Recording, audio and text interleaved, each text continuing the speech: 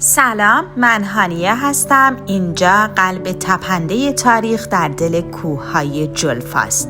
کلیسای سنت استابنوس یا صومعه قرمز، جایی که طبیعت وحشی و معماری ظریف در هم تنیده شدند تا این شاهکار ثبت جهانی را خلق کنند.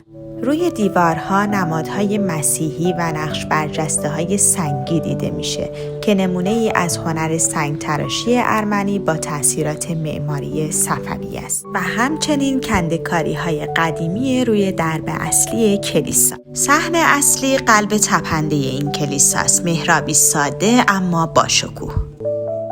اینجا اتاقهای محل اقامت راهبان بوده و نقش مهمی در زندگی مذهبی مجموعه داشته. سنت استابنوس روایتی از فرهنگ ایرانی و ارمنی و یکی از ارزشمندترین یادگار تاریخ این منطقه است.